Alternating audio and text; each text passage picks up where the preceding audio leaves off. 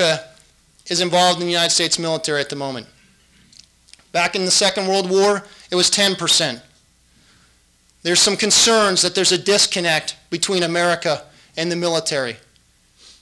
No longer will everybody have or know someone that served in the military. I'd submit to them, as I've moved around America, there is not a disconnect. I lived in Akron, Ohio. Everyone recognized and thanked me for being a Marine. I was in New York City just a couple weeks ago. People were offering us free meals. I would say there's not a disconnect from America. I would say there's a new connection. A new connection because of the folks in this room. A new connection that doesn't always get the same welcome that we do. And we appreciate that. Our new warriors are 21 years old. Their average rank is E3. Our new force reflects America. They're Caucasians. They're African Americans. They're Hispanics. They're Asians. Some of these folks are not even U.S. citizens. And yet they'll go forward into combat right next to me, right next to Master Sergeant, and defend our country. Those are America's warriors of today. Those are the Americans that are out there.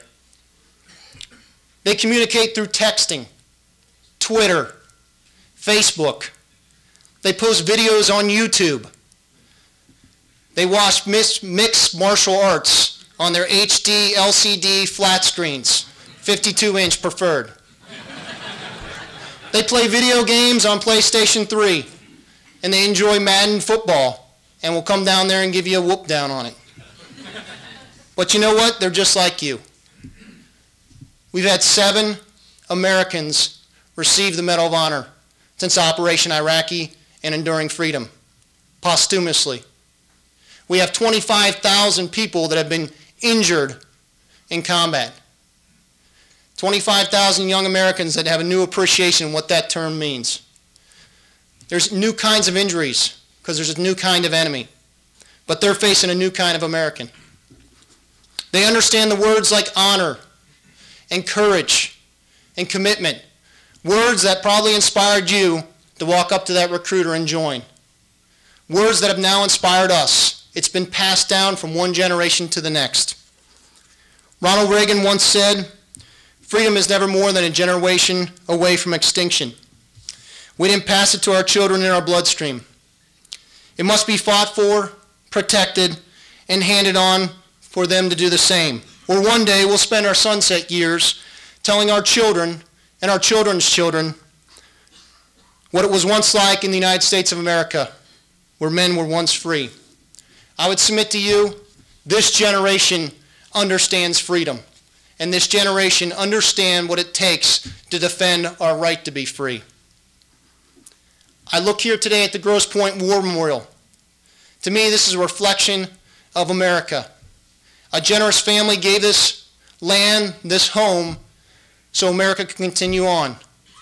It recognizes those from Grosse Pointe, and I would submit, probably just recognizes everyone that has given and made the utmost sacrifice for their country. But life continues. It continues in these rooms where the Ruritans were meeting on Monday, where there's ballroom dancing, where there's art classes, there's exercise classes. America continues on and is reflected right here in this wonderful memorial we'll have to your citizens.